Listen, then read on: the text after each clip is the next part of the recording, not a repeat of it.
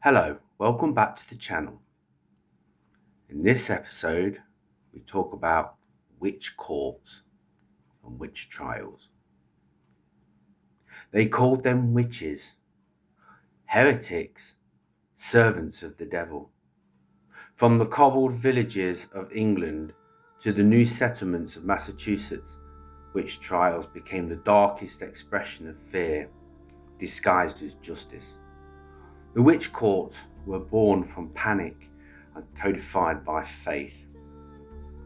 The first organised prosecutions appeared in Europe during the 15th century, after Pope Innocent the VIII issued the papal bull Summis Effectibus in 1484. It declared witchcraft real, demonic, and punishable by death. Across the Holy Roman Empire, inquisitors pursued suspects with written manuals like the Malleus Maleficarum, the Hammer of Witches, which described how to question, torture, and condemn. Within decades, witch hysteria spread across Europe.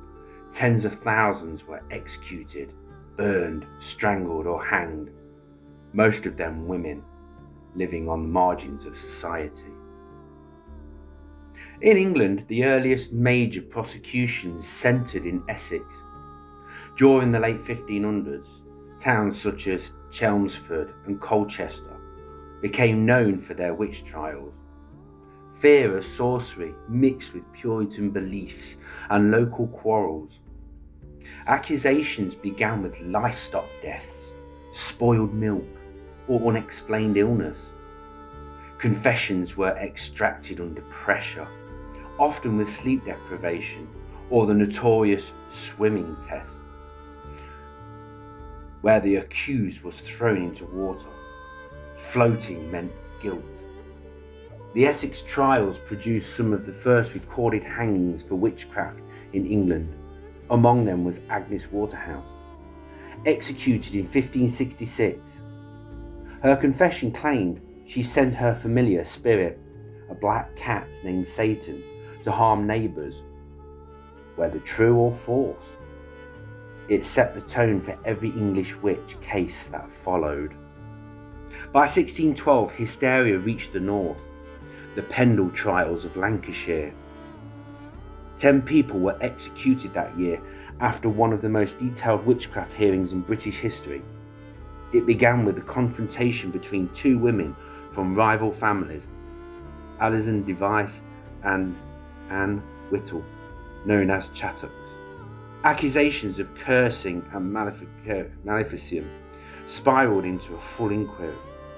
The trial at Lancaster Castle revealed a culture terrified of the unseen. Children testified against their own mothers, and simple acts of healing were reinterpreted as pacts with the devil. All but one of the accused were hanged. England's final executions for witchcraft came in 1682 with the so-called Bideford witches, and in Scotland the last in 1727, Janet Horne, burned alive after being declared insane. Across the Atlantic, fear found new ground.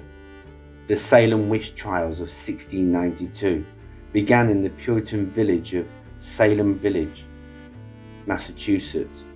A group of young girls claimed to be tormented by unseen spirits. Their accusations spread like wildfire. Within months, more than 200 people were accused and 20 were executed. 19 by hanging, 1 by pressing beneath heavy stones. That man was Giles Corey, who refused to plead the charge of witchcraft. His death was slow and brutal, became one of the most haunting symbols of the trials. Salem's court relied on spectral evidence, visions and dreams, presented as proof of guilt.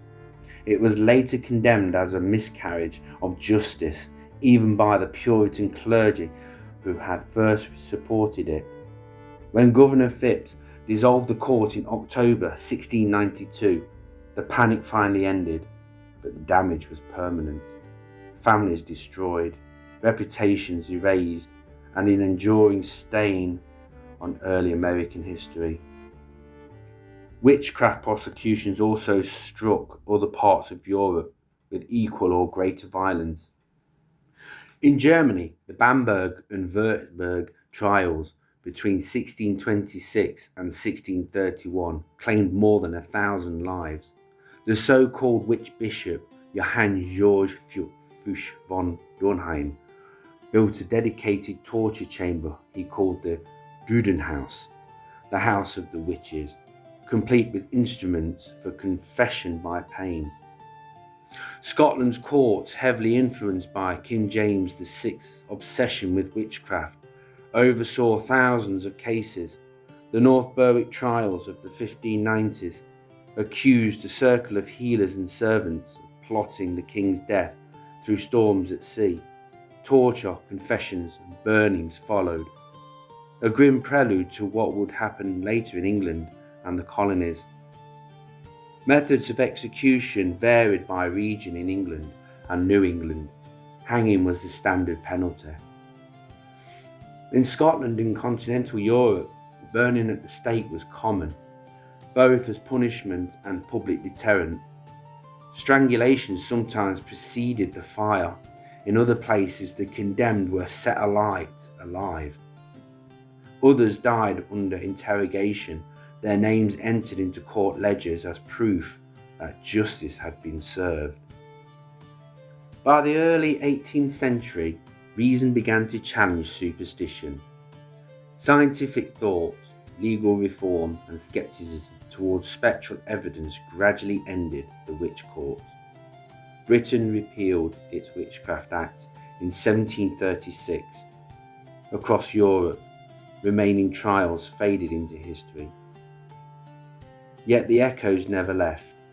The records of these courts, the confessions, the signatures, the testimonies of children and clergy reveal not the power of witchcraft, but the fragility of belief. The witch courts were never about magic, they were about fear of women who outsiders of the unknown. They turned rumour into law and faith into a weapon. Today, the names of the accused, Alison Device, Agnes Waterhouse, Mary Easty, Bridget Bishop, Petronilla de Meath, and countless others, remind us how easily a society can condemn the innocent when guided by hysteria rather than evidence. Centuries later, memorials stand where the courts once ruled. Simple stones engraved with names once cursed. And if you listen closely in those places, Salem, Pendle, Essex, Bamburgh, the silence feels like a verdict all on its own. So that concludes the Witch Court. We hope you enjoyed this series. Please feel free to check out our other small, short stories here. And maybe live investigations on location of paranormal is to your liking. And check out those videos. Thank you for watching and thank you for listening.